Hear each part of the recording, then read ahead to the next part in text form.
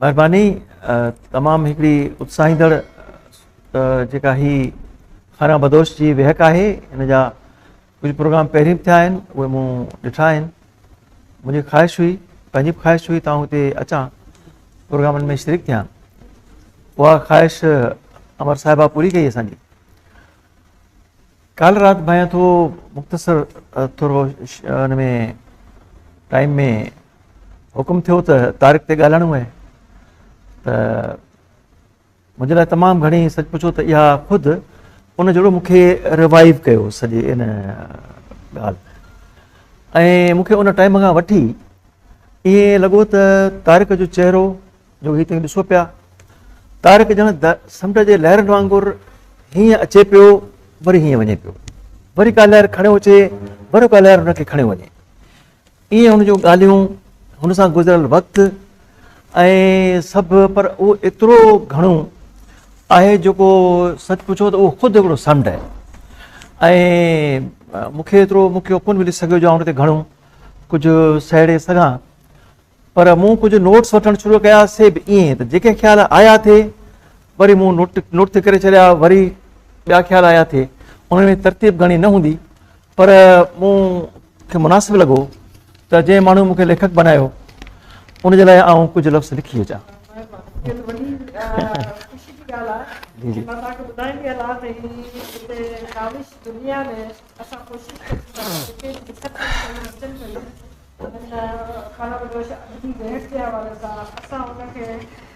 उते जेका असां वरी पब्लिश बि कयूं था, सो यादि साहिबु आयो कोन्हे या शायदि अची वञे ॿिनि टाइम।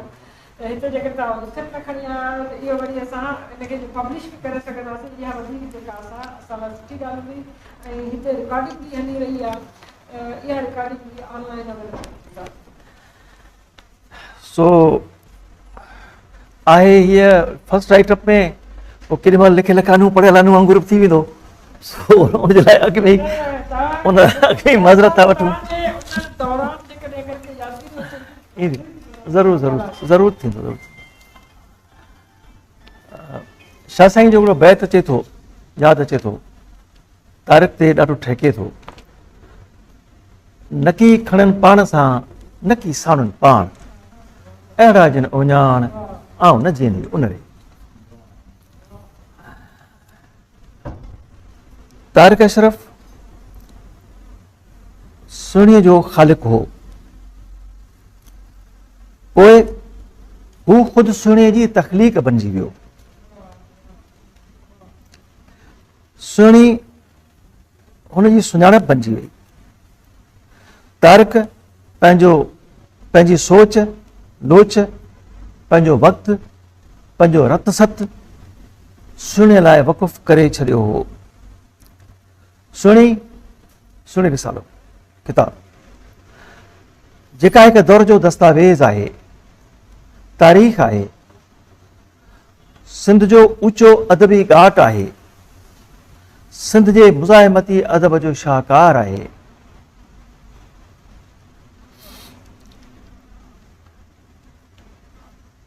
जेकॾहिं उनजे मवाद खे ऐं हुनजो जेको इम्पैक्ट सोसाइटी ते जेको रहियो उनखे ॾिसिजे थो त आउं ॾिसां थो त अॼु एहतजाजनि में एॾो असरु कोन्हे, जलसनि जुलूसनि में एॾो असरु कोन्हे जेॾो तारिक़ जे लफ़्ज़नि में हूंदो हो। ऐं इहो जेको असरु हो उहो सिर्फ़ु लफ़्ज़नि जो असरु न हो, इहो तारिक़ जो किरदारु हो। तारिक़ जे किरदार जो असरु हो ऐं हुनजे साबित क़दमी जो असरु हो ऐं हुनजे कमिटमेंट जो असरु हो। तारिक़ कॾहिं बि मसलत न कई। सुहिणीअ में वज़ीरनि जे इंटरव्यू जो सिलसिलो शुरू कयाई, तुज़ ऐं सिधा सुवाल, पोइ हुनखे इंटरव्यू ॾियण खां ई लवाए वेंदा हुआ। तारिक़ जी दिलि ऐं दिमाग़ सिंध लाइ धड़कंदा ऐं सोचींदा हुआ। संदसि तहरीरुनि में लफ़्ज़ न पर ललकार भरियल हूंदी हुई।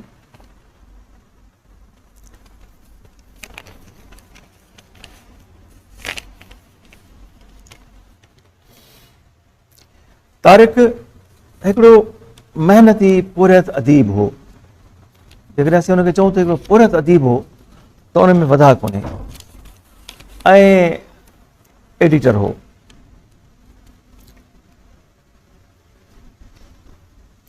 हू तमामु सादी ज़िंदगी गुज़ारींदो हो। को बि तकलीफ़ हुन वटि कोन कंदो हो। केरु बि अचे, भले केरु बि अचे, ऐं हुनजी ख़िदमत चाकरी जो जेको रिवायती तरीक़ो आहे, बाबा चांहि खणी अचो, बिस्कुट खणी अचो, फलाणो खणी अचो, का ख़ुशामद करियो, उहो हुन वटि न हो।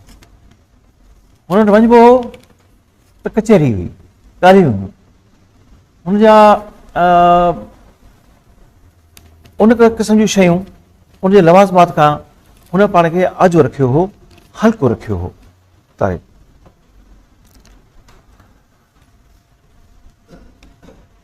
ऐं सम्झां थो हुनखे सादगी जे ताक़त जी ख़बर हुई। तारिक खे सादगी जे ताक़त जी ख़बर हुई।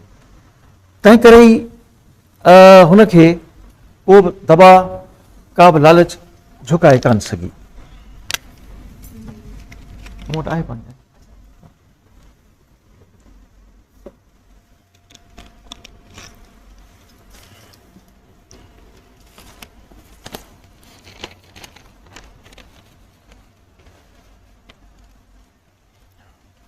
तारिक सुहिणी रिसालो पहिरीं कंहिं ॿी प्रेस मां छपाईंदो हो, ऐं पोइ जेको सुहिणी मवाद हो ऐं जेके सुहिणी ते हाकुमनि जी कावड़ हुई, त पोइ हुनखे उन्हनि प्रेस वारनि माज़रत कई त साईं हाणे असांजे लाइ मुश्किल आहे, असीं तव्हांजो रिसालो कोन था छपे सघूं। पोइ जेके उन वक़्त जा सीनियर अदीब हुआ उन्हनि फ़ैसिलो कयो, तंहिंमें गुलाम नबी मुग़ल हो, तारिक हो, आगा सलीम हो, ॿिया हुआ जेके बि उन वक़्त जा। बाबा प्रेस सुहिणी खे प्रेस ॾिबी, सुहिणी खे प्रेस हुजे, पंहिंजी प्रेस हुजे। पोइ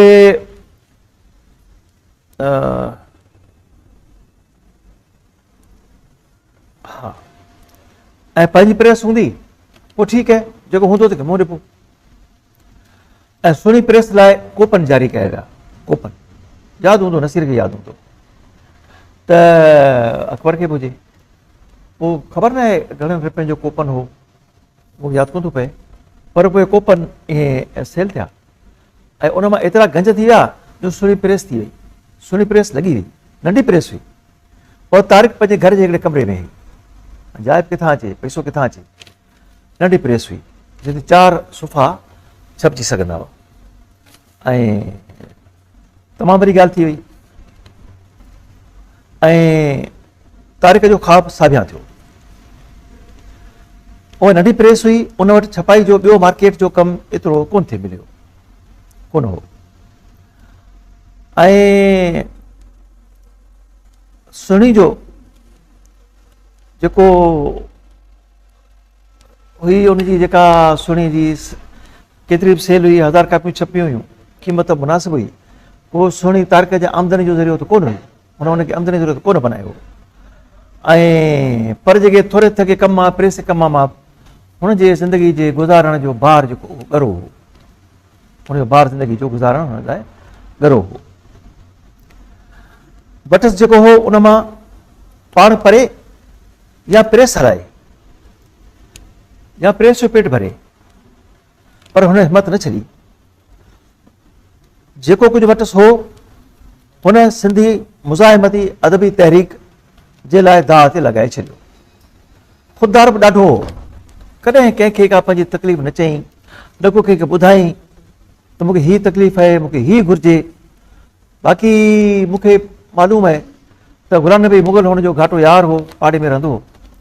ऐं पोइ उहो ख़ुदि बि ख़ुदि जॾहिं पाण सम्झे महसूसु करे तारिक जी उहा ख़बरगिरी लहंदो हो, हिते हुजे हा त सम्झां थो प्रोग्राम वधीक जानदार ऐं भरपूर हुजे हा तारिक अशरफ जो ही प्रोग्राम, छो त हुनजी ज़ाती ज़िंदगी जे हवाले सां जेको उहो हुनखे वधीक वेझो हो अदबी सां गॾु गॾु। त हुन सिंधी हुन जेको कुझु बि हो हुन सिंधी मुज़ाहिमती अदबी तहरीक लाइ दाह ते लॻाए छॾियो। बिला शक हुनजी सुहिणी हिकिड़ो रिसालो न, पर मुज़ाहिमती अदबी तहरीक जो हिकिड़ो मोर्चो हो। तारिक जी सुहिणी रुगो हिकिड़ो अदबी रिसालो न, पर बाक़ाइदे हिकिड़ो अदबी क्लास हो ऐं अदबी कोर्स हो। तव्हां पर्चा खणी ॾिसो न, हिकिड़े पर्चे ॿिनि पर्चनि मां न, पर तव्हां जेकॾहिं जेको ॾिसो तासिर ॾिसो हुनखे ॾिसो त उहो हिकिड़ो बाक़ाइदे अदबी कोर्स हो। उन जा पर्चा खोले ॾिसो, हुन आलमी अदब जे शाहकार तख़लीक़ुनि, जदीद अदबी नज़रियनि ऐं रवैयनि सां रोशनास कयो। ईअं ॼण हिकिड़ो पीरियड शाइरी, हिकिड़ो पीरियड कहाणी, हिकिड़ो पीरियड नाम्यारनि शख़्सियतुनि जे अदबी काविशनि, मज़मूननि ऐं इंटरव्यूज़ वग़ैरह ते मुश्तमिल हूंदो हो। उन्हनि सभिनि खां वधीक जानदार ऐं भरपूर हुनजो एडिटोरियल हो। सुहिणी पंहिंजे लाॻीतो पढ़ंदड़नि जे लाइ, सुहिणी पंहिंजे लाॻीतो पढ़ंदड़नि जे ज़हनी ऐं फ़िक्री अफ़साइश कई। सुहिणी हिकु नर्सरी हुई जंहिंमां तारिक सिंध खे नवां शाइर, नवां कहाणीकार ॾिना। हू अदब जो उहो सरचश्मो हो जंहिंजे उजरे जर, हू अदब जो उहो सरचश्मो हो जंहिंजे उजरे जर सिंध जे अदीबनि जे लिखणनि खे, ख़ासि करे नौजवान अदीबनि जे लिखणनि खे निखार ॾिनो। सुहिणी में छपजण हिकिड़ी अदबी सनद सम्झो वेंदो हो। बाबा ही सुहिणी में छपियो, माना ही बाक़ाइदे हिकिड़ो सर्टिफाइड अदीब आहे।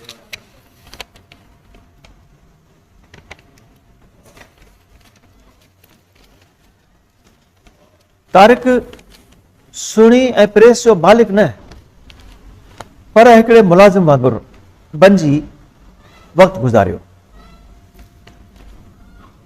हू सुहिणीअ जो इदारे जो प्रूफ रीडर पाण हो, एडिटर पाण हो, त सच पुछो त लॻंदो त पटियालो बि पाण हो। हिकिड़ो माण्हू, वन मैन। ऐं हिकिड़े माण्हू जो तव्हां कमु त ॾिसो, हुनजी तव्हां उन इदारे सां, उन कम सां हुनजी तव्हां डेडिकेशन ते ॾिसो, पाण विञाइण, पाण खे फना करण ते ॾिसो। उन में हुनजो मिसाल हो, हू हिकिड़ो दंग हो। मूं ते सदाई संजीदा मुर्क हूंदी हुयसि, मुर्क हूंदी हुयसि, वणंदड़ मुर्क हूंदी हुयसि, पर उन में संजीदगी बिन माया हूंदी हुई। जेके जिन तारिक खे ॾिठो उहे शायदि उनखे चहिरे खे यादि कंदा त उनखे महसूसु थींदो का अजाई गैर ज़रूरी ॻाल्हि न, टह टह खिल मश्करी, ताड़ी ते ताड़ो, ईअं न। जेको चवणो हूंदुसि सिधनि थोरनि लफ़्ज़नि में चई छॾींदो, सिधा लफ़्ज़, सिधा समाटा, ऐं घणो तवजह पंहिंजे कम ते।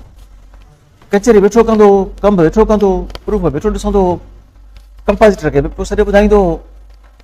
पर कचहरी में हूंदो, अवां सां हूंदो, पर हुनजो रूह, हुनजी दिलि, हुनजो मन उन पंहिंजे कम सां हूंदो। हर महीने अहिड़ो शाहकार किताब कढणु ऐं तुंहिंजा पैसा अचनि न अचनि, वरियो हितां हुतां करे कीअं पिया हलाईं, सो हू थो ॼाणे। हिकिड़ा माण्हू हूंदा आहिनि, उहे आला हूंदा आहिनि, उहे तमामु अहम हूंदा आहिनि, उनजी वरी कंट्रीब्यूशन हूंदी आहे।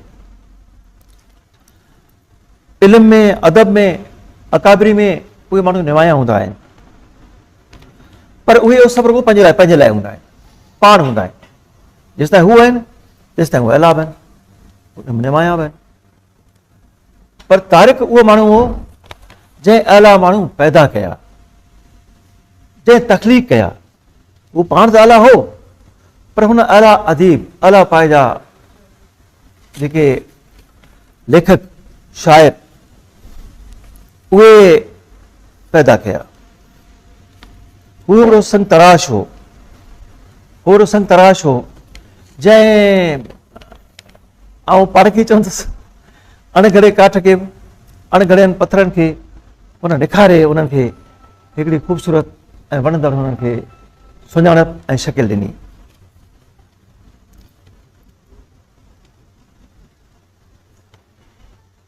तारिक उन्हनि माण्हुनि मां, उन्हनि अदीबनि मां हो जो 60-70 जे ॾहाकनि जो अदब ऐं उन दौरान जनम वठंदड़ अदीब टही ते तारिक जे महिनतुनि जी ऐं हुन जी रहनुमाई जी उहा छाप आहे। तारिक ख़ुदि हिकु अदबी दौर जो नालो आहे। पंहिंजे हमअसर जेके हुनजा हमअसर अदीब हुआ, सीनियर अदीब हुआ, उन्हनि में जीअं ज़िक्र थियो आहे अमर जलील आहे, शेख अयाज़ थोरो हुन खां पहिरीं जो आहे, ऐं कमर शहबाज़ आहे, नजीब अब्बासी ऐं पंहिंजो तनवीर अब्बासी, कमर शहबाज़, गुलाम नबी मुग़ल, कहिड़ा नाला खणी आहिनि। हुन दौर जा हुनजा हमअसर अदीब, उहो बि हिकिड़ो हिकिड़ो माण्हू तव्हां ॾिसंदो, हिकिड़ो हिकिड़ो कादिर जूणे जो तव्हां ॾिसो त उहे कहिड़े पाए जा माण्हू रहिया। ऐं पोइ तारिक वरी जिन खे सुहिणी में निखारियो ऐं आया, उन्हनि में ख़ासि करे जेके असांजूं औरतूं अदब में आयूं ऐं हुन अदब में नालो कढियो, उहो सम्झां थो हुनजो शुरूआति सुहिणी खां आहे। उन में सुहिणी वॾो किरदारु आहे। तंहिंमें आपा तनवीर, ख़ैरुनिसा जाफ़री ऐं महताब महबूब उहे हुयूं, ॿियूं बि हूंदियूं। ऐं लेखकनि में शौकत शोरो, अकबर वेठो आहे, सुबरो, आब सुहिणी जी पैदावार सम्झो, ऐं मुश्ताक शोरो, नदीम मलक ऐं मलक आगाणी, माणिक, तारिक अबरो, कहिड़ा नाला खणूं, कहिड़ा रहिजी वञनि मथां दोस्त चवनि यार असां नालो छॾे ॾिनई, अतल, अयाज़। तव्हां ॾिसो त हिन दौर जा जेके बि लेखक असीं ॾिसूं था ऐं जिन जी कंट्रीब्यूशन ॾिसूं था, उन्हनि जो वॾो हिसो त उहो तारिक जे उन इदारे मां, तारिक जी सुहिणी मां उहो निकितो आहे।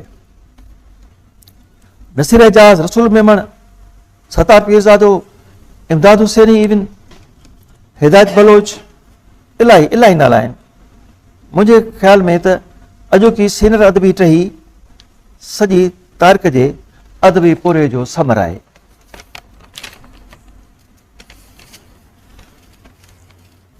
तारिक नवाण पसंदि हो, नवाण जी हिमत अफ़साई कंदो हो। तॾहिं आज़ाद नज़म लिखजण शुरू थिया हुआ त उन ते तरही शाइरनि तनक़ीद थिए कई ऐं चयो थिए त नज़म नालो ई पाबंदी जो आहे। फ़ाइलातुनि फ़ऊलुनि जे बीहक ते जेको नथो ठहिके उहो नज़म आहे ई कोन्हे, चइजे ई कोन थो हुनखे। तॾहिं शेख अयाज़, इमदाद हुसैनी ऐं ॿिया नालेरा शाइर आज़ाद नज़म ते तबा आज़माई करे रहिया हुआ। तारिक उनखे छपियो। ईअं स्ट्रीम ऑफ कॉन्शियसनेस जे अंदाज़ में कहाणियुनि ते कहाणियूं जेके छपियूं उहे बि तनक़ीद जे ज़द में आयूं। उन्हनि खे तजरीदी कहाणियूं चयो वियो।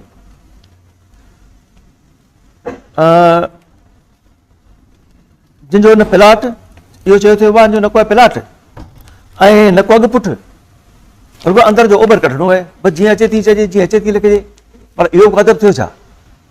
अदब जा पंहिंजा फ़नी मयार आहिनि। फ़नी मयारनि ते कहाणी हुजे त उहो कहाणी आहे, ऐं हीअ फ़नी मयारनि खां सवाइ जेको अचे जीअं अचे थी लिखी छॾे, बसि इहो थियो आहे, इहा थी कहाणी।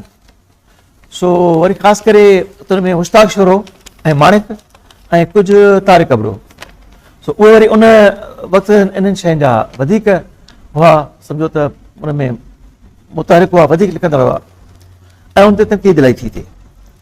पर तारिक उन्हनि खे छापियो, उनजी हिमत अफ़साई कई।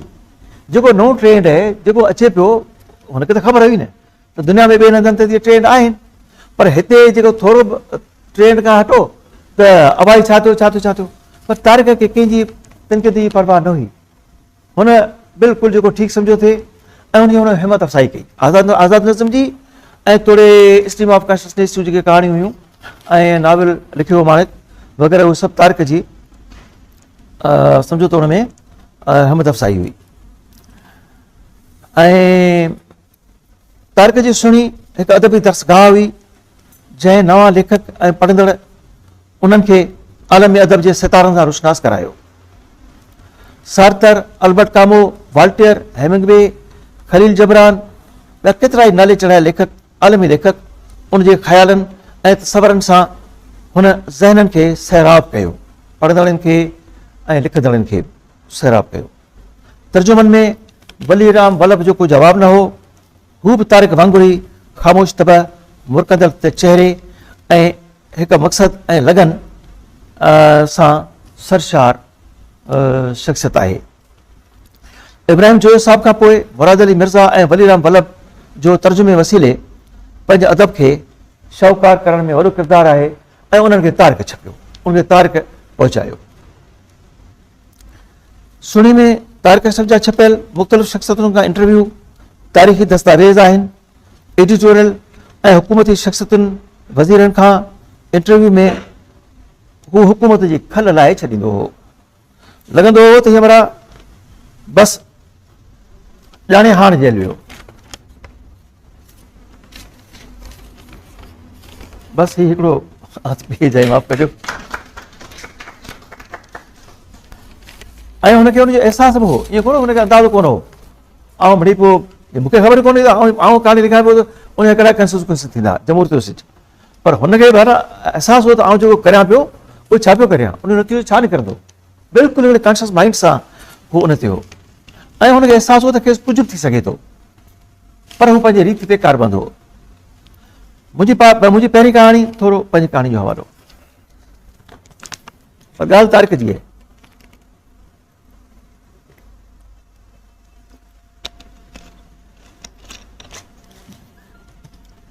मुंहिंजी पहिरीं कहाणी जमहूरियत जो सिज तारिक अशरफ सुणी में छापी।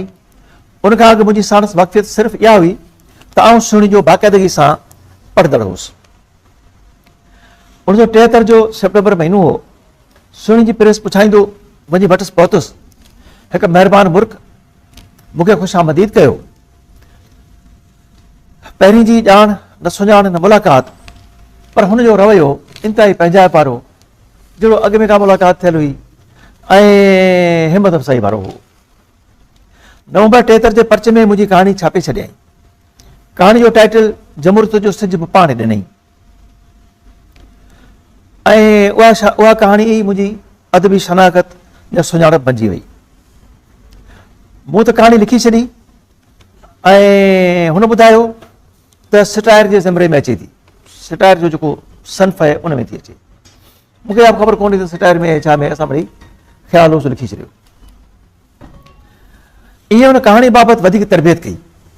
कहाणी जो सन्फ़ूं, कहाणी जी टेक्निक, कहाणी जो जेको थिए थो, रुगो मुंहिंजी न हुन घणनि जी कई, सभिनी जी तरबियत कई। हवालो रुगो मुंहिंजो आहे। एराब पंक्चुएशन छा थींदियूं आहिनि, कीअं रिबियूं, किथे रिबियूं, उहे तारीख़ सेखारियूं। ऐं त तारीख़ जी तहरीक ॾिसो, पंक्चुएशन में तमामु परफेक्ट हूंदी। इब्राहिम जोयो साहब जी तमामु परफेक्ट हूंदी। ऐं हींअर त पंक्चुएशन जो को आई कोन्हे, मुअनस मुज़क्कर ॿियो सभु शयूं। ऐं पंक्चुएशन सभु हुन ई मूंखे सेखारियूं, जिन बाबति आउं अॼु ताईं पंहिंजे हर तहरीर में हसास आहियां। हुनखे अंदाज़ो हो, पर मूंखे न हो जेतिरो कहाणी मोमण मचायो। भुट्टो साहब जो दौरु हो। उन क़ौम परस्तनि ऐं तरक़ी पसंदनि लाइ हुनजी जमहूरियत नेट जे लकण वांगुरु हुई। केतिरा ई लेखक कहाणीअ ते, यानी लेखक ते ऐं एडिटर ते, मूं ते ऐं तारीख़ ॿिन्ही ते 12 निकिता। आउं गुमनाम माण्हू हुउसि, पढ़ंदो हुउसि, जेसीं कंहिंखे लभा हथ अचां। तारीख़ खां पुछाणो शुरू थी वियो आहे बि इंटेलिजेंस इदारनि जो। हुन कंहिं बि नतीजे जी परवाह न कई। ऐं ॿी कहाणी मुंहिंजी हुन छपी, ॿियो रस्तो। उहो उनवान बि हुन ॾिनो। उनवान मूंखे अॼु ॾींहं ताईं सच पुछो ॾियणु कोन अचे। पोइ ॾींहंनि में मूं राइटअप लिखियो अख़बार में, अज़ीज़ खे चयुमि, अज़ीज़ सोलंकी, मुंहिंजो यार उनवान पाण ॾींसि। फारूक शुमरी खे चवंदो आहियां, ॿियनि खे चवंदो आहियां, यार उनवान पाण ॾियो, मूंखां कोन थो थिए। सो आउं लिखी रड़े हणी छॾींदो आहियां उनजे मथे में। सो पोइ इहा तारीख़ जी आदत पहले असांखे उन वक़्त जी जो उनवान हू ठाहे ॾींदो। ऐं सो बहरहाल तॾहिं मुमताज़ भुट्टो वज़ीर आला हो। हुनजी सरकार उन कहाणी ते हरकत में आई, जेका तॾहिं इंजीनियरिंग कॉलेज में प्रोफेसर अशोक ते तशद्दुद जे ऐं उनजे तशद्दुद में हू वीचारो देहांत करे वियो, मरी वियो, उनजे हवाले सां कहाणी हुई। इन ई मौज़ू ते हुन अमर जलील ऐं नसीम खरल जूं कहाणियूं छापियूं तारिक अशरफ सुणी में। पर हू वॾा ऐं सीनियर लेखक हुआ, फनी वरन वकड़नि में ॻाल्हि करे बची विया। उन कहाणी ते बि तारिक खां पुछाणो शुरू थियो ऐं मुंहिंजी ॻोल्हा शुरू थी। त तारिक इहो कयो, उन में हिकिड़ो टेक्निक कई, मूंखे ॿुधाई त हुन उनजो तर्जुमो कयो उर्दू में। मूंखे चई मूं उन उर्दू तर्जुमो करे हिकिड़े उर्दू रसाले में छपाए छॾियो आहे। हाणे इन मां पाण बची वियासीं। जेकॾहिं एक्शन खणंदा सुणी ते उन ते बि खणणो पवंदो, छो त उन में छपी आहे। पोइ ईअं हू मतिलबु के टनू सरू कंदो पियो त मिड़ई टम थिए।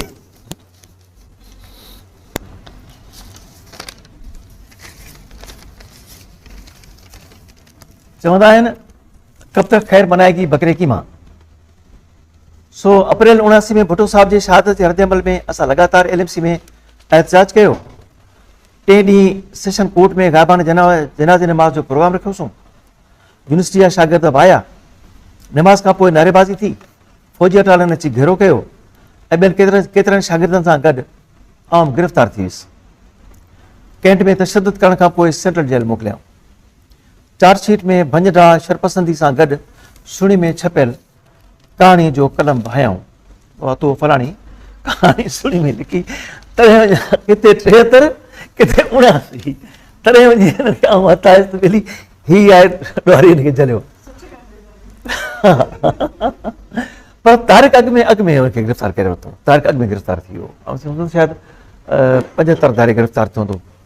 ऐं सफ़र उहा बि हुई। ऐं तारिक ते इलाही कहाणी जो हुन ते एलिगेशन हो। पर हू एतिरो जल्दी तारिक में हाणे गिरफ़्तार त 5-6 भेरा हुनखे कयूं, वरी छॾे त ॾिनो। पर हिन भेरे हुन ते सख़्ती हुई, हिन भेरे हुनखे सख़्ती पियूं ऐं घणो वक़्तु हुनखे जेल में रखियऊं। ऐं तव्हांखे यादि हूंदो त भुट्टो साहिब जे हुन दौर में सिंधी अदीबनि ऐं रसालनि ते बंदिश वई हुई, किताब ते बंदिश हुई, तंहिंमें सुणी ते बंदिश हुई, ॿियनि रसालनि ते बंदिश लॻी। तारिक गिरफ़्तार थियो, इब्राहिम मुंशी गिरफ़्तार थियो, इहे सभु गिरफ़्तार थिया ऐं नुक्से अमन तहत हुनखे गिरफ़्तार कयो वियो। पोइ उन्हनि ॾींहंनि में हिकिड़ी सिंधी अदब ऐं सखावत बचायो कमेटी ठही। उहा उनजी शुरूआति कई परी साहिब जी अवामी तहरीक तरफ़ां, सिंध अवामी तहरीक तरफ़ां उहा मीटिंग थी। तंहिंमें मीर अली बख्श साहिबु मरहूम हो, शहीद फाज़ल राव हो ऐं असां आलम शाह हो, ॿिया माण्हू हुआ, पनाह जिगर हो, कुझु ॿिया अदीब हुआ, पर घणी क़दुरु अवामी तहरीक सां लाॻापियल राइटर हुआ, कुझु ॿिया हुआ। पोइ उन कोशिशि कई, उन थोरो कैंपेन हलाई, राब्ता रखिया, वफ़द ठहिया, मिलिया। ऐं पोइ कटपर हो, अब्दुल वहीद कटपर, 3 ॾींहंनि में उहो हो सीनियर वफ़ाक़ी वज़ीर। पोइ उन कारूंजर ते छो त आबादी बचनि मिलनि, पोइ हुन कमेटी ते आऊं हुउसि। कमेटी चयो त बाबा जेसीं उहे न हूंदा, अदीब न हूंदा, तेसीं असीं कोन मिलंदासीं। बहरहाल हिकिड़ी ॻाल्हि आहे त उन ते कुझु असरु वठंदी हुई हुकूमत, कुझु बहरहाल हुकूमतूं त हुई बेस थियनि थियूं, पर वरी बि कुझु न कुझु उन्हनि ते असरु थींदो हो, वठंदा हुआ। पर हाणे कुझु कोन थो थिए, का शइ कोन्हे, कंहिं ॻाल्हि जो, तहरीर जो, ॻाल्हि जो हाणे त हुकूमतुनि ते को असरु नथो थिए। ऐं जलसनि जो, जुलूसनि जो, कंहिं ॻाल्हि जो केॾी बेस थी समाज में असरु नथो थिए। पर बहरहाल पोइ ॻाल्हि मञी वई ऐं तारिक अशरफ ऐं इब्राहिम मुंशी ॿई उते आया। कटपर साहिब ते तनक़ीद घणी थी, हुन ॿुधी। पोइ बहरहाल तारिक अशरफ खे, इब्राहिम मुंशी खे आज़ादु बि कयूं, उहे आज़ादु थिया। ऐं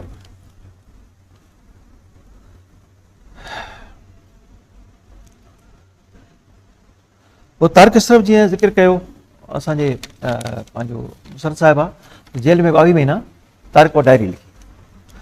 उन जेल जे डायरी में तारिक अशरफ हिकिड़े हंधि लिखियो त हुनजे जेल दौरान पुठियां फाज़िल राहू संदन घर जो ख़्यालु रखंदो हो, हुनजो ख़्यालु रखंदो हो ऐं मूंखे वरी गुलाम नबी मुग़ल बि रखंदो हो।